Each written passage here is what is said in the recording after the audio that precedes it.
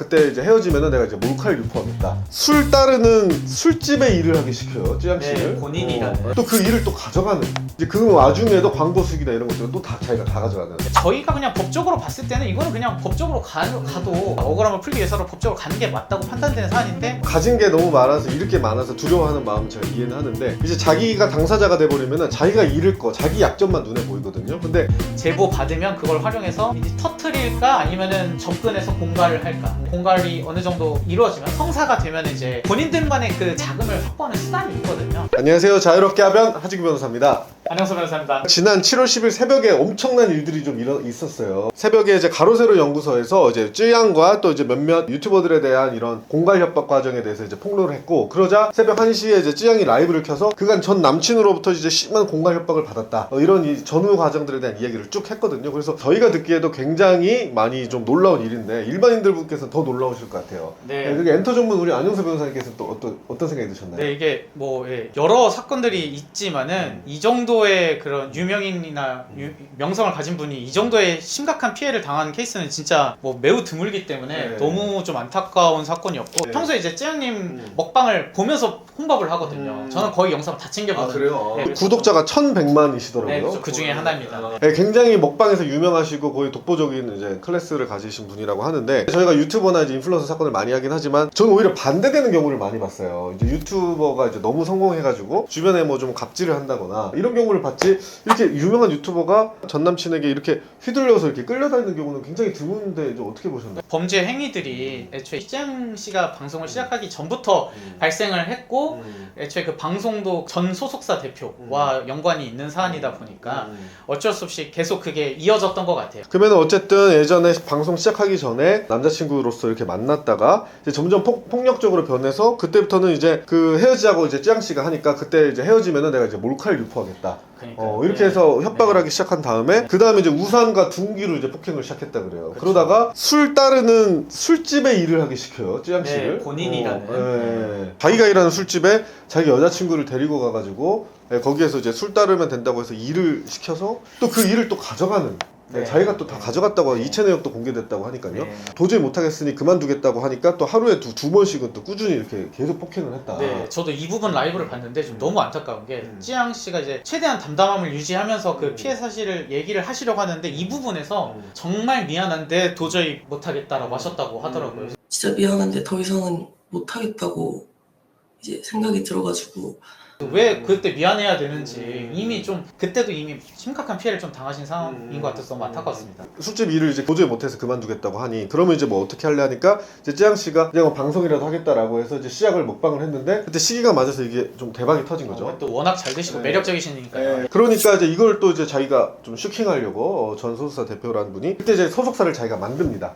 그래서 자기가 만들어서 자기가 이제 사장으로 앉아서 7대3으로 본인이 7이고 쯔양 씨가 3으로 해서 이렇게 불공정계약을 가졌는데, 이제 그 와중에도 광고 수익이나 이런 것들은 또 다 자기가 다 가져가는. 네. 뭐 무조건 일률적으로 그 7대3 비율이 불공정하다고 판단할 수는 없지만, 이 사건의 전체적인 정황이나 뭐 쯔양 씨의 이런 유튜브나 이런 뭐 먹방 컨텐츠에 자기가 얼마나 기여를 했는지, 뭐 본인들이 얼마나 투자를 하는 게 있는지, 와, 그리고 그 신분증 인감까지 다 가져가서 알아서 뭐 하게, 정산도 얼마나 불투명하게 했을 겁니까? 이미 그런 뭐 불공정한 요소들이 이행 단계에서도 있었을 거고, 뭐 계약서도 그렇게 돼 있을 거라고 생각합니다. 쯔양님께서 이제 방송을 하시다가 뒷광고 논란이 있어가지고 이제 그 방송을 하기 좀 어려운 상황이 되자, 이제 전 소속사 대표 A 씨가 이제 방송도 그만해라 라고 해서 자숙시간을 가자라고 해서 또 자숙기간을 갖고, 쯔양 씨 같은 경우는 근데 좀 주변에서 그때 억울하다는 좀 여론이 많이 있었어요. 쯔양 같은 경우는 좀 불쌍하다, 좀 복귀를 바라는 여론도 많이 있었는데, 그렇게 되니까 또 이제 A 씨가 또 명령을 하죠. 복귀해라. 그래서 쯔양은 정말 그때 자기 너무 복귀하기 싫었는데, 내가 말한 걸 지키고 싶었는데 어쩔 수 없이 복귀했다라고. 네, 그쵸. 그 당시에 기억이 나는데, 그 당시에도 솔직히 정말 이제 미련이 없이 은퇴하시는 것 같은 느낌을 좀 받아서 이게 좀 너무 좀 아쉬웠었거든요. 근데 이제 복귀를 하셨을 때도 이제 뭐 어떤 사정이 있었겠거니 했는데, 이제 이러한 사정인지 몰랐던 거죠. 결국에는 이제 다시 복귀를 해서 이제 주변에서 이제 직원들의 도움으로 이제 형사 고소를 하게 됐고, 이제 쯔양이 너무 고생을 하고 있고 폭행을 당하고 있다, 이거는 좀 말이 안 된다고 봐서 직원들이 나서서 도와주겠다고 해서 쯔양 씨 도와줬다고 하죠. 네, 단면만 봐도 쯔양 씨가 평소에 이제 어떤 품성으로 이제 생활하셨는지 알 수 있죠. 이제 워낙 연예인들과 이제 이 엔터업계 실무진들은 대면 접촉이 워낙 많기 때문에 인성을 숨길래야 숨기기가 어렵거든요. 근데 이렇게 직원들이 나서서 도와주겠다고 하고 지금도 도와주고 계시잖아요. 예. 이제 그 와중에 이제 또 A씨가 와서 또 미안하다 이렇게 해서 한번 또 합의 비슷하게 좀 했다가 다시 또 이걸 반복해서 이제 다시 재고소를 했다 뭐 이런 상황이죠. 네. 최대한 고소나 법적 절차를 끌고 가지 않으시려고 한 것 같아요. 이게 본인이 뭐 잘못한 게 아닌데 일단 잘못한 거라고 좀 생각을 하시다 보니까 예, 최대한 그 고소 전에 합의로 마무리를 하신 것 같은데 합의서 어떤 내용 약정을 위반을 했겠죠. 그렇게 말씀하시기도 했고요. 예. 그래서 이제 그렇게 다시 고소를 하니까 또 이제 전소사 대표 A씨는 또 스스로 생을 마감하는 이런 과정에 네. 이르러서 네. 이제 법적 처벌을 받지 않고 공소권 없음으로 이제 사건이 끝났다. 여기까지가 이제 전 남자친구이자 전 소속사인 A씨와의 이제 일이거든요. 전체적인 과정을 보면은 찌양이 잘못한 거는 특별히 눈에 보이진 않아요. 결국에는 뭐 다 강요와 뭐 협박, 공갈에 의해서 일어난 일들인데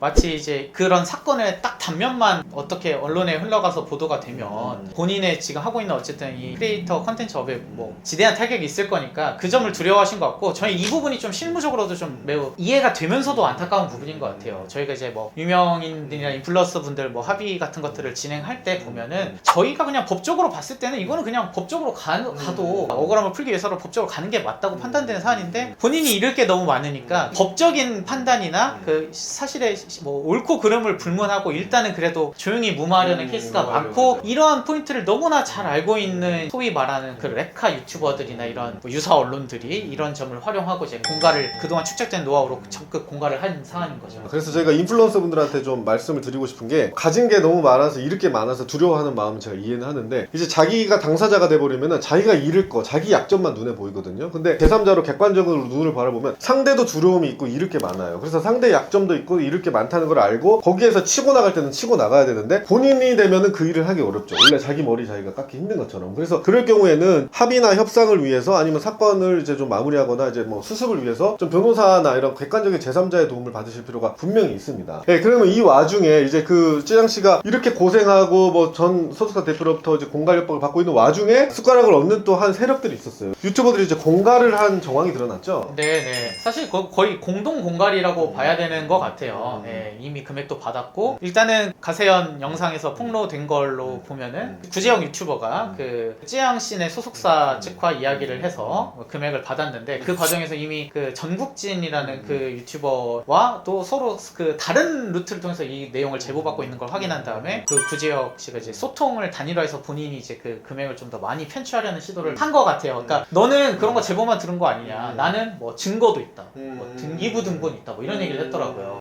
국진님 같은 경우에 진술이고 저는 등본까지 다 가지고 있으니까 뭐 소통 창구를 단일화해서 본인이 혼자 많은 5,500만 원이라는 많은 금액을 이제 그러니까 본인은 발치하고 5,500을 받고 나 1,100 받았어 너 330 줄게라고 네.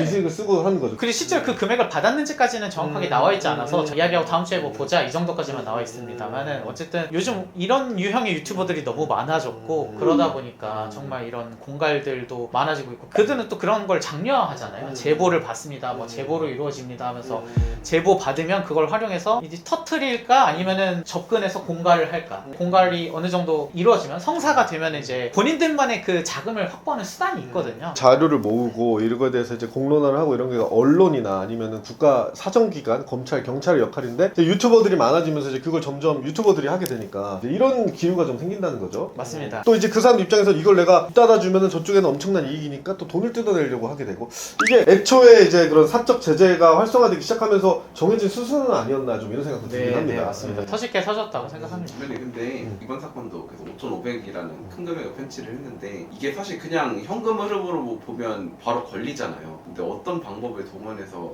편취를 할 수 있을까요? 일단은 뭐 본인 변호사를 통해서 그 금액을 받은 다음에 뭐 그 변호사들이랑 좀 나누는 그런 방법이 있고 아니면 좀 더 큰 업체들한테 뭐 뜯어낸다고 하면은 뭐 어떤 그 이번에 가세현에서도 나온 계약서를 체결해가지고 그 계약서 명목으로 이제 부가세까지 계산해가지고 그 계약서에 따라서 지급하는 다른 방법도 있고. 명목으로 한마디로 계약서를 써서 이제 그거를 다른 것처럼 한다는 거죠. 그렇죠. 예. 근데 그 와중에 일부 변호사가 껴있는 경우들도 이제 뭐 언론에 드러나는데 그건 또 변호사법 위반인데 이제 그런 것들을 하는 것도 있다는 거죠. 네, 맞습니다. 네. 근데 그게 참 잡기가 어렵잖아요. 그냥 진짜 법률 자문에 대한 비용인지. 그렇죠. 네. 이용에 과정에서 아마 그렇게 결탁해서 하는 분들이 좀 있고요. 굳이 꼭 평생 안 끼더라도 이제 다른 계약, 예를 들어 의자를 뭐 100개 사주는 이런 계약을 갑자기 이제 체결하는데 의자 하나가 원래 10만 원짜리인데 100만 원짜리로 이렇게 체결한다거나 우회적으로 해가지고 하는 경우는 참 잡기가 어렵죠. 이런 사건 같은 경우는 이제 공갈로 해서 이제 그 여기 보면 이제 양형 기준표가 있는데 5,500만 원 기준이라고 하면 3천만 원 이상 1억 미만이기 때문에 기본적으로 이제 징역 10월에서 징역 2년 사이에 형에 처해질 가능성이 높다. 그리고 또 초범이면 또 이제 감경 사유들 같은 것들을 해가지고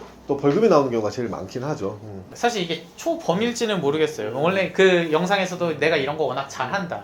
이걸로 GV80 뽑았다. 뭐 이런 얘기를 하시기도 했어서 저는 이거 잘해요. 저 이거 솔직히 얘기해서 잘하는데 이런 거 잘하고 뭐 그래서 뭐 GV80도 사고 그런 건데 100% 단정할 수 없지만 이제 정황상 뭐 그런 전력이 있었다. 어떻게 보면 쯔양 씨 입장에서는 자신을 폭행범으로 변질하고 공갈하고 협박하고 이래서 굉장히 개인적으로 슬픈 인생사인데 거기에 대해 숟가락을 또 얹어서 이제 또 공갈을 하고 이제 이런 좀 일부 측이 있었다는 거가 굉장히 가슴이 아픕니다. 밝히지 못했던 이유는 내가 그런 사실을 한 거긴 한 거다를 넘어서 제가 잘못하긴 잘못했으니까요 라고 말씀하시더라고요. 근데 절대 뭐 본인이 잘못하신 게 아니라고 저희는 판단이 되고 그동안 너무 심각한 피해를 많이 당하셨을 것 같아가지고 지금부터라도 더 이제 활발하게 더 행복한 활동을 하셨으면 좋겠습니다. 네, 쯔양 씨 응원하겠습니다. 네, 감사합니다. 감사합니다.